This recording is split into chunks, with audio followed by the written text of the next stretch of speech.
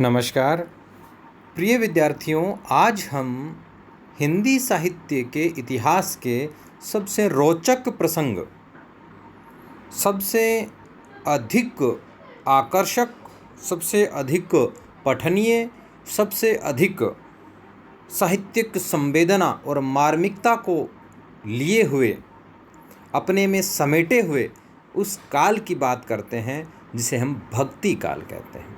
ये हिंदी साहित्य का स्वर्ण युग कहलाता है। प्रश्न हो सकता है कि ये स्वर्ण युग क्यों कहलाता है। इसका कारण यह है कि जो प्रवृत्तियाँ पहले चली आ रही थी, उन प्रवृत्तियों में सामान्य जन के लिए कोई स्थान नहीं था।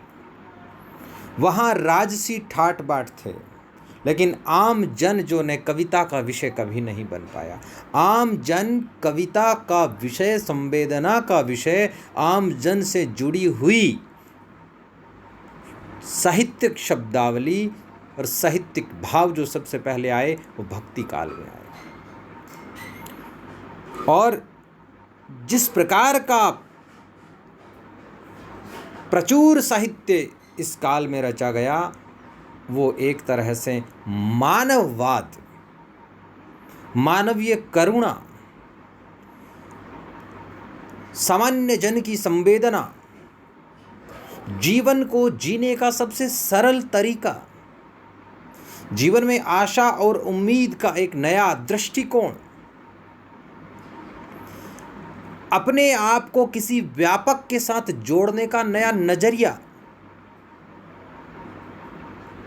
अपने से बाहर देखने का एक अद्भुत आईना कह सकते हैं।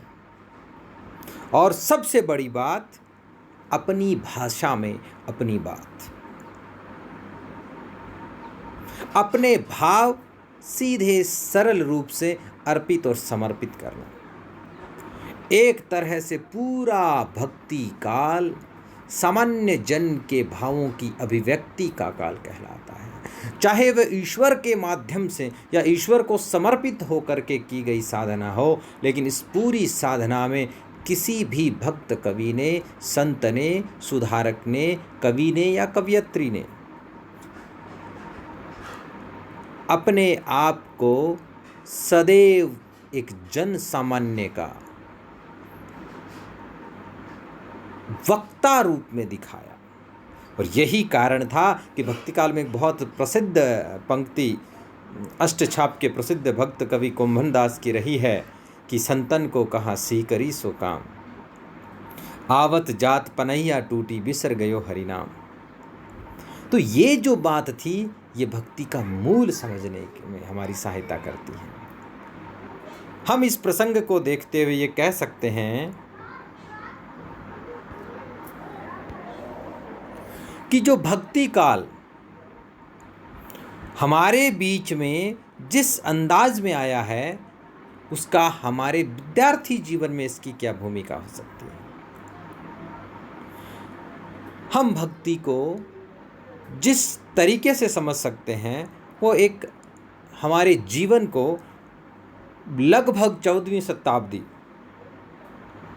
शताब्दी में हम उस प्रसंग को जब देखते हैं और आज के युग से, आज की समय से जब इसकी तुलना करते हैं, तब हमें पता चलता है कि ऐसी बातें थी इस भक्ति काल में जो आज भी प्रासंगिक ही नहीं है, अनिवार्य या आवश्यक जैसी लगती है। तो इस प्रसंग को आगे बढ़ाते हुए हम देखते हैं कि किस प्रकार इस भक्ति काल का जो हिंदी साहित्य में प्रवेश है वो कैसे हुआ, या भक्ति काल का जो उद्भव है वो कैसा रहा। इस संबंध में प्रिय विद्यार्थियों, दो प्रसिद्ध साहित्य इतिहासकारों के दृष्टिकोण है वो हमें ध्यान में रखने हैं। और उन दोनों हिंदी साहित्य के प्रसिद्ध इतिहासकारों के जो विचार है वो अगर हम समझते हैं, तो हिंदी साहित्य का भक्ति काल जो है, हम उसकी जो संवेदना है, उसका दृष्टिकोण है, उसकी प्रवृत्ति है, उसको समझने में हमें बड़ी सहायता मिलेगी। पहला, आचार्य रामचंद्र शुक्ल।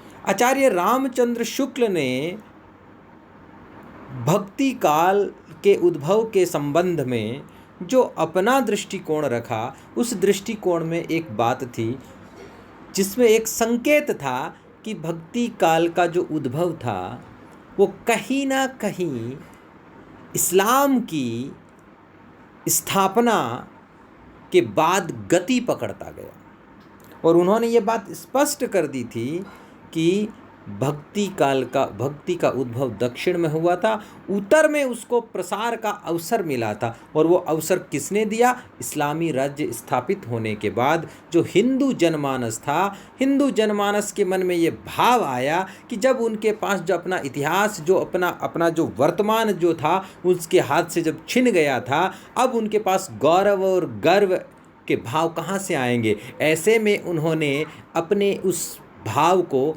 एक ईश्वर को समर्पित किया। कहीं ना कहीं ये बात जो थी वो भक्ति काल के प्रसार, भक्ति के प्रसार और उसके उद्भव की पृष्ठभूमि का काम करती है। आचार्य शुक्ल का जो कोटेशन है उसको मैं पढ़ देता हूँ, उसको आप समझिए। देश में मुसलमानों का राज्य प्रतिष्ठित हो जाने पर हिंदू जनता के हृदय में गौरव, गर्व और उत्साह के लिए वह अवकाश न रह गया। उसके सामने ही उसके देव मंदिर गिराए जाते थे, देव मूर्तियाँ तोड़ी जाती थी और पूज्य पुरुषों का अपमान होता था और वे कुछ भी नहीं कर सकते थे। अपने पौरुष से हताश जाति के लिए भगवान की शक्ति और करुणा की ओर ध्यान ले जाने के अतिरिक्त दूसरा मार्ग ही क्या था? उसको फिर आगे जो वो स्पष्ट करते हैं, भक्ति का जो सोता दक्षिण की ओर से धीरे धीरे उत्तर भारत की ओर पहले से ही आ रहा था, उसे राजनीतिक परिवर्तन के कारण शून्य पड़ते हुए जनता के हृदय क्षेत्र में फैलने के लिए पूरा स्थान मिला। ये जो दो कथन हैं, इन दो कथन के माध्यम से हम ये समझ सकते हैं, एक बहस हो सकती है कि आचार्य शुक्ल ने भक्ति काल के उद्भव को इस्लाम की प्रतिक्रिया के स्वरूप देखा। बहुत से विद्वान इसमें कहीं ना कहीं सांप्रदायिकता का संकेत पाते हैं और इसके खंडन में ये कहते हैं कि भक्त कवि और कवियत्रियों ने कहीं भी इस्लाम की प्रतिक्रिया में कुछ नहीं कहा, न मुस्लिम भक्तों ने न हिंदू भक्तों ने। तो ऐसे में शुक्ल जी का ये कथन उन्होंने कहा इतना प्रासंगिक नहीं है, इतना सटीक नहीं है। लेकिन हम अगर व्यवहारिक दृष्टि से इस पर बात करें तो हमें एक बात समझ में आनी चाहिए कि जब कोई दूसरे धर्म के मानने वालों की जब सत्ता स्थापित हो जाती है और वो सत्ता एक साधारण रूप में नहीं होती है, वो अपने धर्म के प्रचार के रूप में कार्य करती है, उसके लिए चाहे धर्म परिवर्तन का काम हो और चाहे अपने द्वारा पराजित किए हुए धर्म के लोगों के जो धार्मिक प्रतीक थे उनको नष्ट करने की गतिविधि है।